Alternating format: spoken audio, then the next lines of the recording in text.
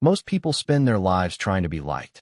They choose the safer opinion, avoid the honest conversation, say yes when they mean no, and quietly shape themselves around other people's approval. The Courage to be Disliked by Ichiro, Kishimi, and Fumitake Koga asks a sharper question.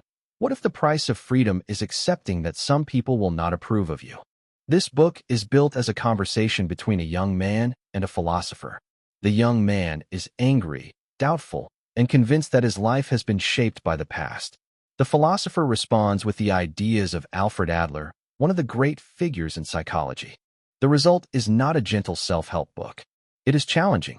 It pushes against common beliefs about trauma, identity, relationships, happiness, and self-worth. The first major idea is that your past does not have to determine your future. The book does not deny that painful things happen. It argues that we often give past experiences power by turning them into explanations for why we cannot change. In Adlerian psychology, the question is not only, what caused this? The deeper question is, what purpose is this behavior serving now? That shift is uncomfortable. If someone says, I cannot speak up because I was rejected before, the philosopher asks whether silence is also serving a purpose. Maybe silence avoids risk. Maybe it protects the person from judgment. Maybe it allows them to stay in a familiar identity. This does not mean blame. It means agency. The book wants us to stop treating ourselves as finished products of the past and start seeing ourselves as people making choices in the present. The second idea is that many interpersonal problems come from what the book calls separation of tasks. This is one of the most useful concepts in the book. You are responsible for your own choices. Other people are responsible for their responses. If you speak honestly, that is your task. Whether another person likes it is their task. If you choose your career, that is your task. Whether everyone praises it is their task. If you live according to your values, that is your task. Whether someone misunderstands you is their task. Most anxiety begins when we invade other people's tasks. We try to control their opinions, manage their feelings, predict their approval, or prevent every possible disappointment. The result is a life spent performing instead of living. The courage to be disliked is not the courage to be rude. It is the courage to stop making other people's approval the center of your identity. This is especially powerful in an age of social media. We can measure approval instantly. Likes, comments, views, replies, and silence all start to feel like verdicts. But if your sense of self depends on constant approval, you will never feel free. You will only become more skilled at self-editing. The third idea is that all problems are interpersonal relationship problems. That sounds extreme, but the book is pointing to something real. Much of human suffering comes from comparison, competition, inferiority, resentment, expectation, and the desire to be recognized. We often think happiness will come when we become superior, smarter, richer, more admired, more successful, more impressive. But comparison traps us. Even when we win, we must keep winning. Even when we are praised, we need more praise. Adler's alternative is horizontal relationships. Instead of seeing people as above or below us, we see them as different but equal. This changes how we relate to others and to ourselves. In a vertical relationship, encouragement can become control. Praise can become judgment. Criticism can become domination. But in a horizontal relationship, we do not need to prove superiority. We cooperate. We contribute. We respect boundaries. The book's view of freedom is demanding. Freedom is not doing whatever you want. Freedom is living without being controlled by the fear of being disliked. That is why the title matters. If you cannot tolerate being disliked, you cannot make an independent choice. Every decision becomes a negotiation with imaginary observers. You ask, will they approve? Will they misunderstand? Will they think I am selfish? Will they leave? A life built on those questions becomes smaller and smaller. The fourth idea is contribution. The book argues that happiness comes from the feeling that you are useful to someone or something beyond yourself. But this does not mean sacrificing yourself for approval. It means choosing contribution freely, without turning it into a performance. There is a big difference between helping because you want to be praised and helping because contribution expresses your values. The first keeps you dependent. The second gives you belonging. The book also challenges the idea that self-acceptance means pretending everything about yourself is perfect. Self-acceptance means seeing clearly what is changeable and what is not. You accept the facts you cannot change, then choose what to do from here. This is not passive. It is practical. You stop wasting energy on rewriting the past, controlling other people, or wishing for a different starting point. Then you use that energy on action. For example, if you feel inferior, the book would not simply tell you to repeat positive affirmations. It would ask how comparison is shaping your life.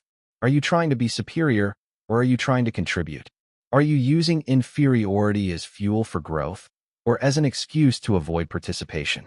This is where the courage to be disliked can feel confronting. It removes some comfortable stories, but it also gives something better, the possibility that you can change now. Not after everyone understands you. Not after the past is corrected. Not after you receive permission.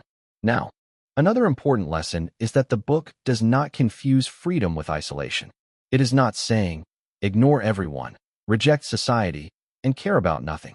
In fact, Adlerian psychology puts a lot of emphasis on community. The question is whether you can belong without surrendering yourself.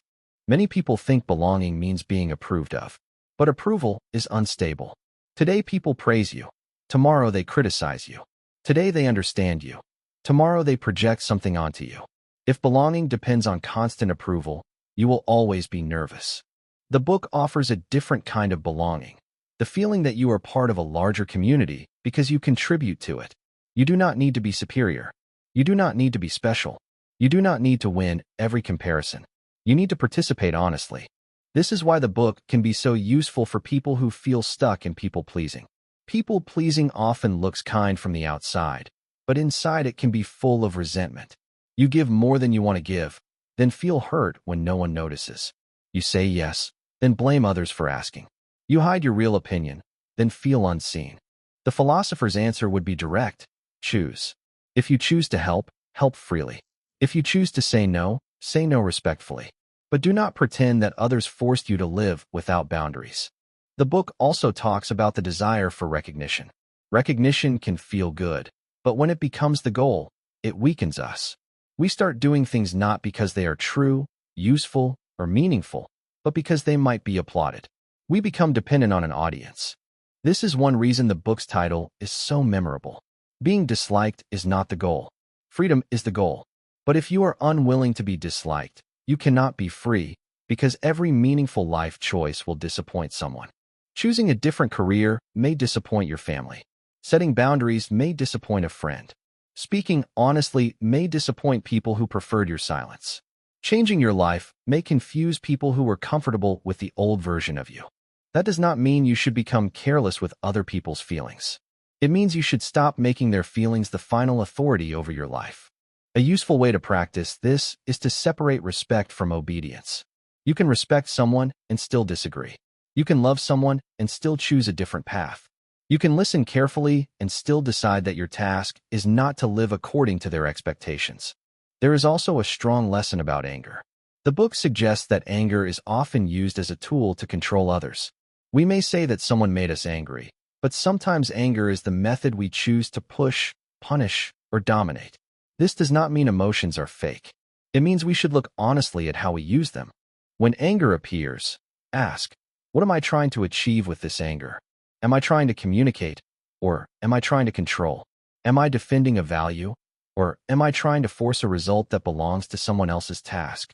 This kind of self-honesty is difficult, but it is liberating. It turns emotional life from something that simply happens to us into something we can examine and direct. The courage to be disliked is ultimately about adulthood. Not age, but responsibility. Adult freedom means accepting that you have choices, that choices have consequences, and that you cannot outsource your life to other people's approval. It also means accepting that you do not need a perfect self-image before you begin. You can act while insecure. You can contribute while imperfect. You can set a boundary while still feeling nervous. Courage is not the absence of fear. Courage is moving without making fear your master. A practical way to use this book is to ask 3 questions. First, what am I doing mainly to be liked? Look at the places where you over-explain, over-apologize, hide your preferences, avoid necessary conflict, or say yes automatically. Those behaviors may look polite, but they can also be signs that approval has become too expensive. Second, whose task am I trying to control? If you are trying to control another person's opinion, emotion, decision, or reaction, you may be carrying work that does not belong to you. Return to your task. Act with honesty, respect, and courage. Let others have their own responses. Third, where can I contribute without performing? Choose one action that is useful, generous, or meaningful, but do it without turning it into a bid for praise. This builds a quieter kind of confidence. The book's message is simple, but not easy. You are not here to be approved by everyone. You are here to live your own life, while respecting that others get to live theirs. Some people may misunderstand you. Some may disagree. Some may dislike your choices. That is not proof that you are wrong. It may be proof that you are finally making choices that belong to you. The courage to be disliked is really the courage to be free. And freedom begins when you stop asking for permission to exist as yourself. If you enjoyed this summary, subscribe to One Book in 10 Minutes. We turn the world's most valuable books into clear, practical lessons you can use in real life. One book, 10 minutes. Better you.